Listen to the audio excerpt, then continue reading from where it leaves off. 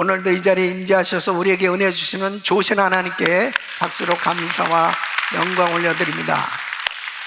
우리 성도님들은 마음의 활력을 얻으시길 예수 이름으로 축원합니다. 여러분, 마음의 활력은 바로 의욕이 넘치고 생기가 넘치고 또 열정이 넘치는 마음의 상태를 의미하는 것입니다. 그래서 마음의 활력이 넘쳐야 어려운 세상 가운데서도 모든 장애물을 극복하고 날마다 승리할 수가 있는 것입니다. 하나님께서는 우리 성도님들에게 마음의 활력을 주시길 원하세요. 그 놀라운 은혜를 경험하는 시간 되시길 예수 이름으로 축원합니다. 성경은 마음의 복을 받으라는 겁니다. 그래서 마태복음 5장에 보면 우리 예수님께서 제일 먼저 하신 말씀, 복을 선포하신 말씀은 심령의 복을 받으라는 거예요. 마음의 복을 받으라는 거예요. 마음이 가난한 자 복이 있나니 천국이 저희 것입니다. 마음이 온유한 자 복이 있나니 땅을 기업으로 얻은 마음의 복, 이 마음의 복을 받으면 환경의 변화가 일어나는 것을 말씀하고 있습니다. 사람들은 자꾸 환경의 변화를 얘기하지만 하나님은 마음의 변화를 먼저 말씀을 하고 계신 겁니다. 그래서 마음의 활력을 얻으면 싱싱한 그런 정말 몸도 건강해지고 모든 어려움도 극복해낼 수 있는 그런 활기가 넘치는 그런 삶이 될 수 있는 거예요. 그러므로 오늘 말씀을 듣는 우리 성도님들에게 마음의 복이 임하기를 축원합니다. 마음의 생기가 넘치고 활력이 넘치고 그리고 의욕이 넘치는 이런 은혜가 임하기를 예수 이름으로 축원합니다. 그래서 잠언 4장 23절 보면 무릇 지킬 만한 것보다 더욱 내 마음을 지켜라. 생명의 근원이 이에서 남이니라. 마음이 그렇게 중요합니다. 마음을 지키라는 겁니다. 잠언 15장 13절에 보면 마음의 즐거움은 얼굴을 빛나게 하리라. 마음의 근심은 심령을 상하게 하느니라. 마음의 즐거움, 이 마음이 육체에 중요한 영향을 끼치고 있음을 말씀하고 있습니다. 잠언 17장 22절 보면 마음의 즐거움은 양약이라도 심령의 근심은 뼈로 마르게 하느니라. 이 마음의 즐거움이 얼마나 중요합니다. 여러분, 오늘도 정말 주님께서 주시는 이 영적인 즐거움이 임할 때 육체의 질병도 떠나게 될 줄로 믿습니다. 이 잠언 14장 30절 말씀 보면 마음의 화평은 육신의 생명이나 시기는 뼈의 썩음이니라 그랬습니다. 이 마음이 얼마나 중요해요. 이 육체에 큰 영향을 끼치고 있는 겁니다. 그러므로 사람들은 자꾸 환경을 탓하는 거예요. 환경을 바꿔보려고 하는 거예요. 환경 때문이라는 거예요. 아니요, 바로 내 마음이 어떠한가를 살펴보는 것이 중요합니다. 사랑하는 성도 여러분, 저는 오늘 말씀을 통해서 정말 우리 성도들 심령에 하나님이 주시는 이 마음의 활력이 넘치기를 예수 이름으로 축원합니다. 오늘 제가 이렇게 설교하면서 보니까 이마에 절망이라고 써붙인 사람이 두 사람이 있어요. 두 사람. 그 절망이라고 써붙인 그 이마가 소망으로 바뀌어지는 역사 있기를 바라고요.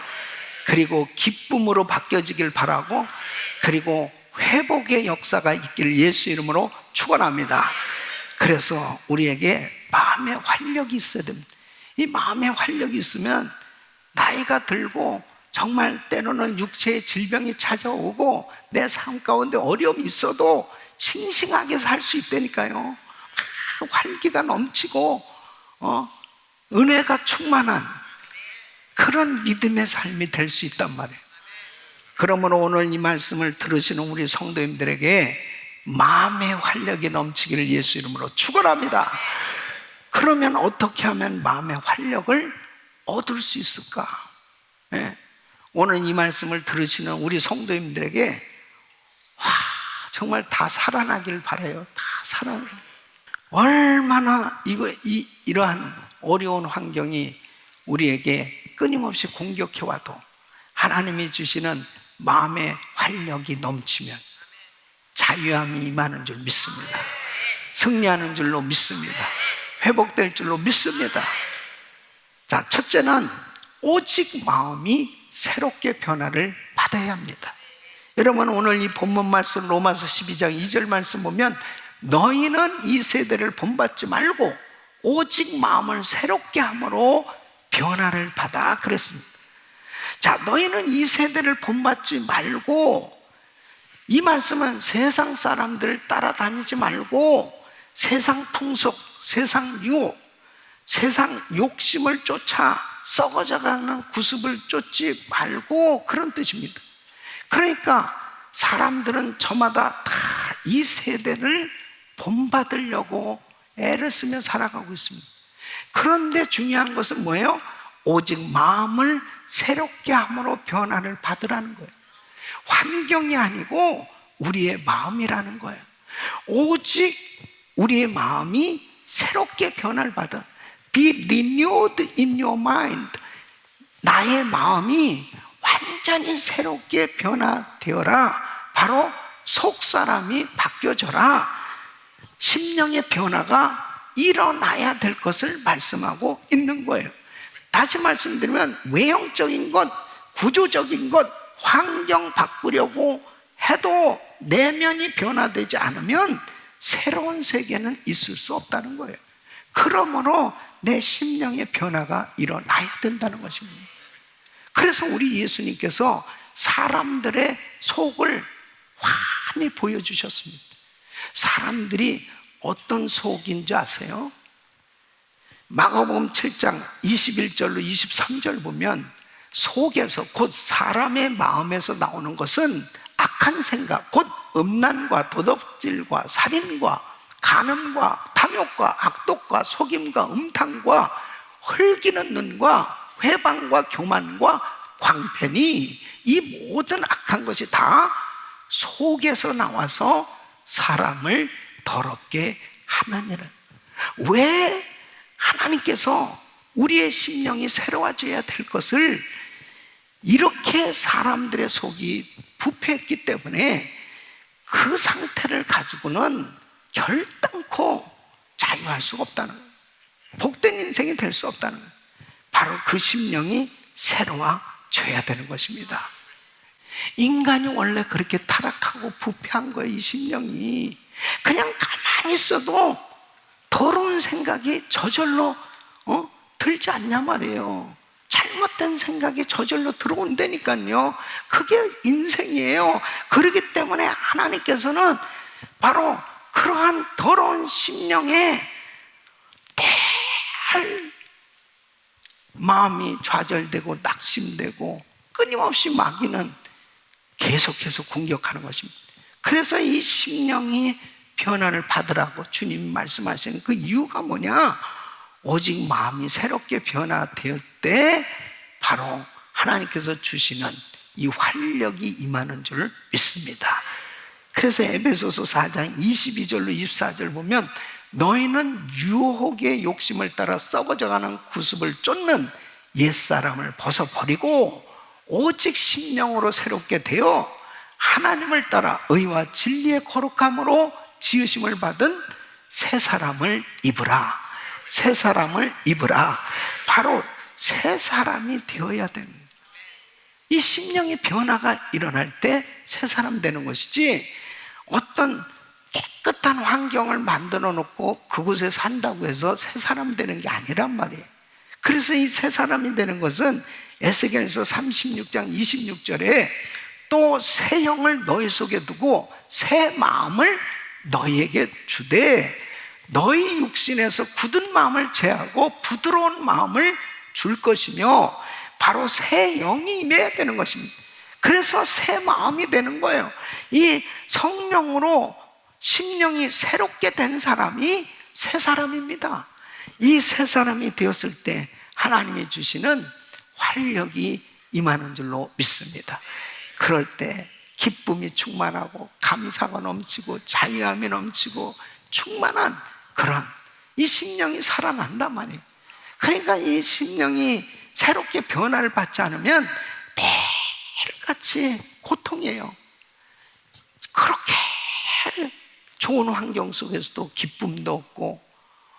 왜 그러겠어요? 그 심령이 타락되어져 있기 때문입니다. 사랑하는 성도 여러분, 이 세대의 유혹의 욕심을 쫓아 사는 그런 인생들에게는 소망이 없는 겁니다. 그리고 절망과 좌절과 그리고 낙심할 수밖에 없는 거예요. 그러나 하나님의 영으로 충만함을 받고 새 영을, 새롭게 심령이 변화된 새 사람을 입으면 하나님이 주시는 그러한 활력을 얻고 날마다 승리하는 귀한 삶이 될 줄로 믿습니다. 다윗을 보십시오. 다윗은 믿음의 사람이었습니다. 그러나 다윗도 어느 순간에 방심했어. 그런 가운데 간음죄를 저지르게 되었습니다. 그러니까 어느 누구도 여러분 나는 이런 죄를 짓지 않는다, 그렇게 자신할 사람 없어요. 이 타락된 세상 가운데 살아가고 있기 때문이죠. 그런데 중요한 것은 다윗이 이 간음죄를 저지르고 난 다음에 이 심령이 죽는 거예요. 막 너무너무 괴로워서 견딜 수가 없습니다. 그러니까 하나님은 나 같은 놈을 하나님이 쓰실까? 하나님은 나를 버리셨는가? 막 그 엄청난 좌절 가운데 눌려 있었던 거죠. 괴로워서 죽을 것 같은 거예요. 그때 시편 51편 10절에 이렇게 기도합니다. 하나님이여, 내 속에 정한 마음을 창조하시고 내 안에 정직한 영을 새롭게 하소서. 하나님 앞에 눈물로 철저히 회개하면서 하나님, 정직한 영을 새롭게 하소서. 하나님, 저를 새롭게 만들어 주시옵소서. 온전히 그 심령이 새로워졌을 때 하나님은 그에게 활력을 부어주셨습니다. 그리고 다시 회복된 줄로 믿습니다. 그때 비로소 성군이 될 수 있었어요. 그리고 그는 끝까지 정말 거룩한 하나님의 백성으로 하나님 앞에 아름답게 드려지는 헌신된 인생이 될 수 있었던 걸 볼 수 있습니다. 여러분, 그러므로 우리는 날마다 마음이 새로워져야 됩니다. 날마다 하나님의 말씀으로 새로워지길 축원합니다. 끊임없이 우리의 심령이 더럽혀질 수밖에 없습니다. 그러므로 회개하고 성령으로 충만을 받고 우리의 심령이 하나님의 말씀을 통해서 깨닫게 되어져서 회개하고 새로워질 때 하나님께서 주시는 이 활력이 마음으로 회복될 수 있는 겁니다. 사랑하는 성도 여러분, 오직 마음이 새롭게 변화되기를 예수 이름으로 축원합니다. 자꾸 환경을 바꿔보려고만 하는 게 아니고 내 지금 심령의 상태를 살펴봐야 돼요. 그래서 하나님이 주시는 이 은혜로 정말 이 심령이 성령으로 새롭게 변화를 받을 때 마음의 활력이 임하고 그리고 모든 근본적인 문제까지도 해결되는 줄로 믿습니다. 두 번째는 바로 모든 자신의 사명을 구체적으로 깨달아야 된다. 자신의 사명을 구체적으로 깨달아야 된다. 자, 오늘 이 본문 말씀을 보면 너희는 이 세대를 본받지만 오직 마음을 새롭게 함으로 변화를 받아 하나님의 선하시고 기뻐하시고 온전하신 뜻이 무엇인지 분별하도록 하라 그랬습니다. 자, 하나님의 선하시고 기뻐하시고 온전하신 뜻이 무엇인지 분별하라는 것은 바로 하나님이 나를 부르신 목적이 뭔가, 하나님께서 바로 나의 삶의 목적이 무엇인가를 말씀하시는 그 하나님의 뜻을 깨닫는 것, 이것이 바로 하나님께서 내게 주신 사명을 깨닫는 겁니다. 그래서 사명을 찾을 때 활력이 임하는 거예요. 그러니까 정말 하나님의 부르신 목적을 발견하게 될 때 기쁨이 충만하죠. 그리고 여러분, 세상을 살아가는 삶의 목적을 분명하게 깨달아 보세요. 정말 의욕이 생겨지는 겁니다. 이게 바로 비전 아니겠어요?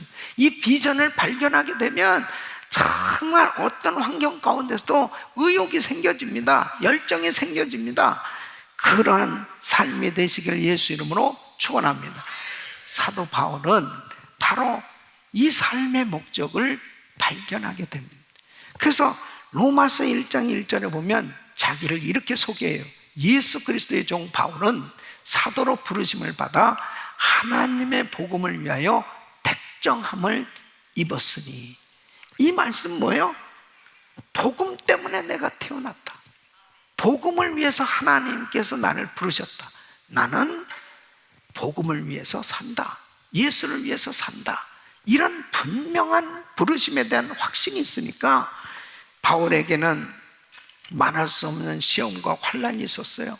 어려움이 한두 가지가 아니었죠. 감옥에 갇혔어요. 근데 감옥에 가두고 그를 핍박하면 이 바울이 낙심되고 주저앉아야 될 거 아니에요. 그냥 뭐 내가 복음을 전하는데도 왜 이렇게 하나님은 나의 삶이 이렇게 곤고하고 힘들고 어렵게 이 환경을 열어주시지도 않나, 이렇게 막 불평해야 되는데 바울은 항상 기뻐하라, 그리고 범사에 감사하라 하면서 이 마음이 무너지지를 않는 거예요.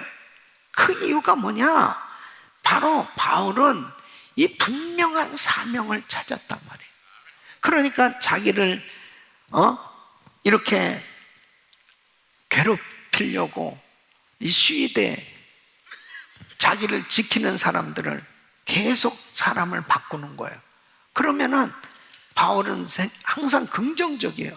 한 사람이 자기를 지키면은 한 사람에게만 복음 전하는데 계속 사람 바꾸면 계속 다른 사람에게도 복음 전할 수 있으니까 오히려 이것이 할렐루야라는 거예요. 네? 여러분, 이렇게 하나님 앞에 사명을 깨닫고 모든 일을 긍정적으로 생각하고 그리고 적극적으로 행동하는 이 플러스형의 사람이 되시길 축원합니다. 네? 이 플러스형의 사람과 마이너스형의 사람이 있어요. 플러스형의 사람은 이렇게 믿음으로 모든 일을 긍정적으로 생각하고 매사 적극적으로 행동하는데, 마이너스형의 사람은 모든 일에 부정적인 생각을 하고 매사 소극적으로 그렇게 일을 하는 사람이에요. 그럼 여러분 보세요. 이 플러스형의 사람은 나는 할 수 있어. 적극적이요.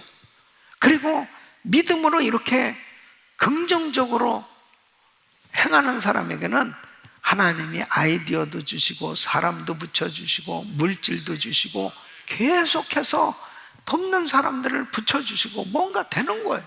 근데 마이너스형의 사람은 해도 안 돼, 절대 안 돼, 이건 안 되는 거야. 부정적인 생각만 가득한 사람은 사람도 물질도 모든 것도 다 떠나는 겁니다. 그 사람 주변에 없는 거예요. 그러니까 항상 이 심령의 활력이 없으니까 늘 부정적인, 너무 힘들어하고 어려워하고 맨날 입만 열면 불평불만만 하고 앉아있고, 그리고 매사 부정적이니까 결국 하나님이 역사하실 수가 없다는 거예요. 사랑하는 성도 여러분 보십시오. 사도 바울의 육체의 가시가 이거 질병 아닙니까? 그런데 바울을 보세요. 자기 육체의 가시, 안질이라고도 하고 간질이라고 하는 정말 어떤 병인지 모르지만 너무너무 복음 전하는데 힘들게 살아가는 이런 가운데 하나님 앞에 기도를 했습니다. 하나님, 이 병을 고쳐달라고. 근데 하나님이 안 고쳐주시는 거예요. 그런데 여러분 보세요. 바울에게 하나님의 선하시고 기뻐하시고 온전하신 뜻이 뭔지를 기도하는 가운데 깨닫게 되었습니다. 네가 받은 은사가 너무나 커.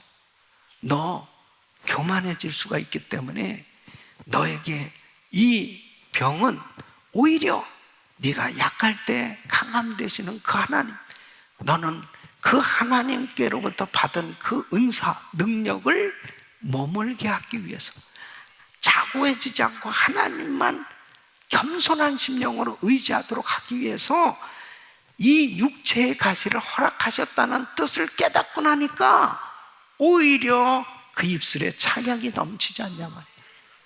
사랑하는 성도는 그 심령에 활력이 임하니까 육체에 가시가 있음에도 불구하고 정말 그는 열정이 넘쳤고, 그 육체에 가신 질병을 가지고도 못한 일이 없고 안 한 일이 없고, 그리고 끝까지 하나님 앞에 충성을 다하는 위대한 사도가 된 줄로 믿습니다. 사랑하는 성도 여러분, 자신의 사명을 구체적으로 깨닫는 게 얼마나 중요한 건지 모릅니다. 사랑하는 성도 여러분, 어두움 가운데 있는 사람들은 어둠에 처해서 살아갈 수밖에 없습니다. 그것은 자기의 사명을 발견하지 못했기 때문입니다.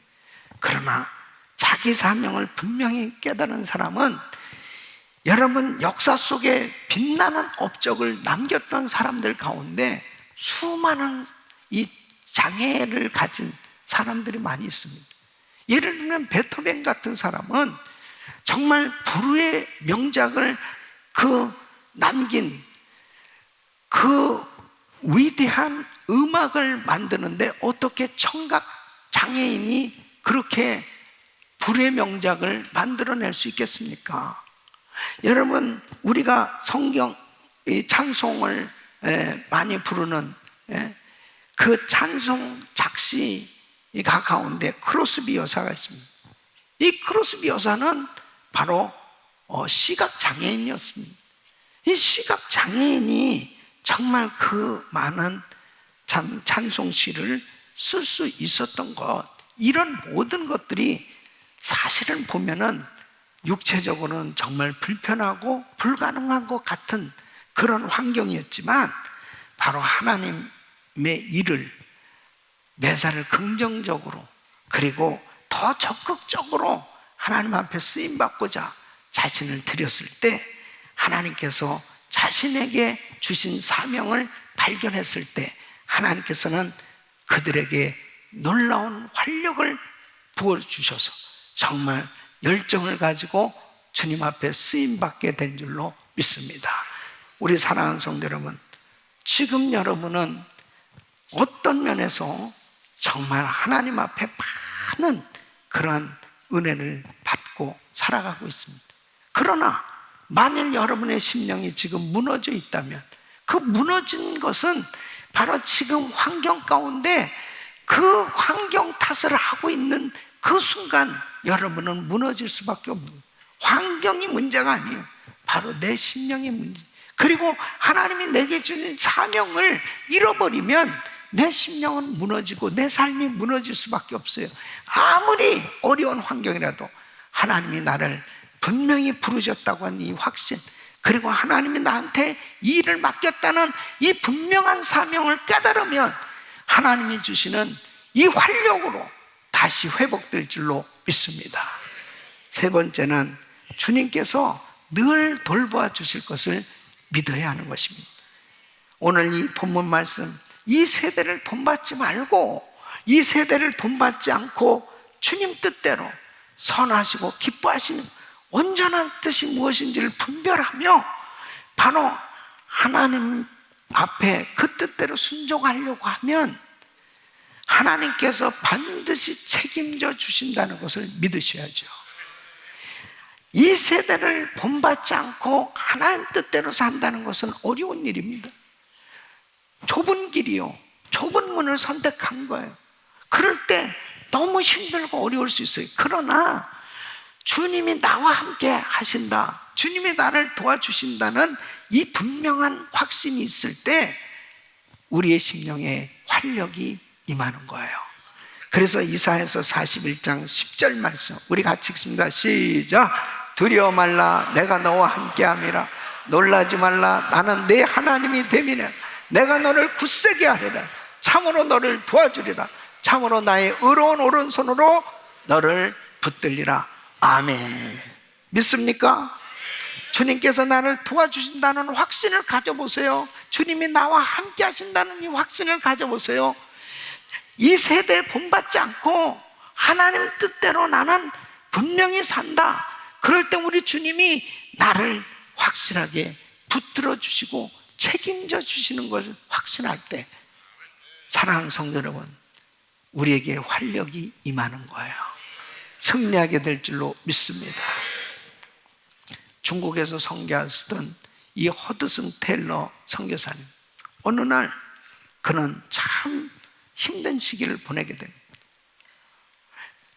자기가 열심히 사역을 많이 했지만은 열매가 제대로 보여지지 않았습니다. 그리고 선교비도 다 떨어졌습니다. 이런 가운데 처절할 만큼 너무너무 절망에 빠진 거예요. 그 절망에 빠졌다는 것은 물론 환경도 어려웠지만 마음이 무너진 거죠. 아마 전 세계에서 사역하는 선교사님들 가운데 특별히 정말 그 공산권에서 선교하던 선교사님들이 추방당하고 또 무슬림권에서 사역하면서 너무 참 모든 환경들이 다 막혀서 참 힘들고 어려운 가운데 남모르게 눈물도 흘리고 정말 힘들게 사역하는 많은 선교사님들이 계실 거예요. 이 허드슨 테일러 선교사님도 너무너무나 큰 절망에 빠져 있었습니다. 근데 어느 날 말씀을 묵상한 하나님께서 이 말씀 가운데 하나님이 음성을 들려주신 겁니다. 그 말씀이 히브리서 13장 5절 말씀입니다.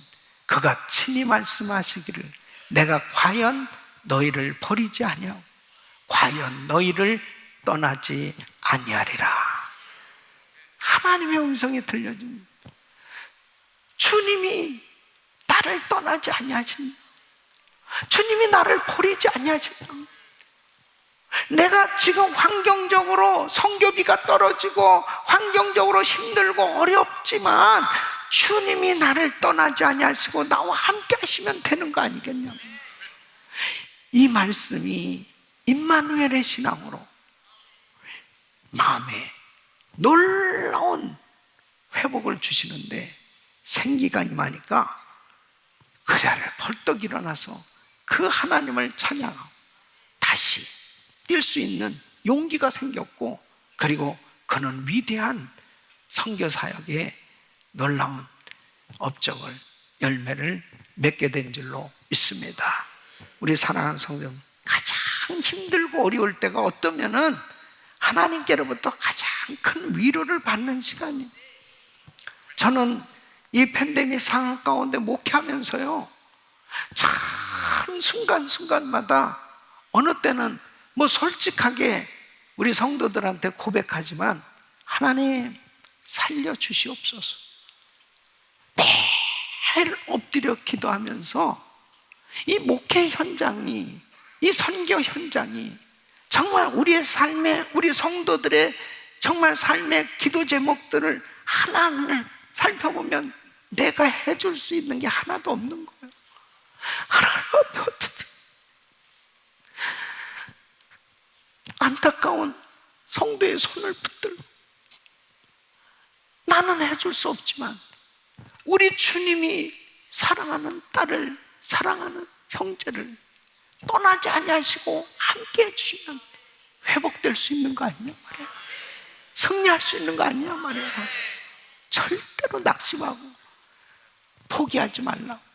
하나님께서는 나를 돌보아 주신다, 이 사실을 꼭 믿으시고 힘을 얻으시기를 축원합니다. 우리 사랑하는 성도 여러분, 정말 우리는 참 육신적인 그런 삶의 현장에 때로는 부딪혀 오는 그런 장애물들이 너무 많이 있고, 그리고 말할 수 없는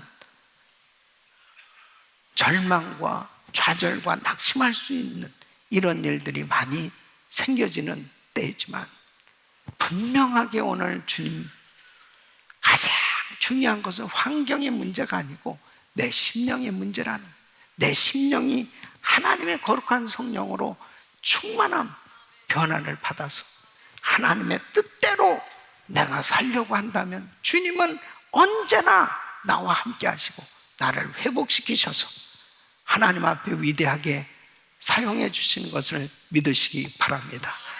날마다 하나님이 주시는 활력을 얻으시고 승리하시길 예수 이름으로 축원합니다. 축원합니다.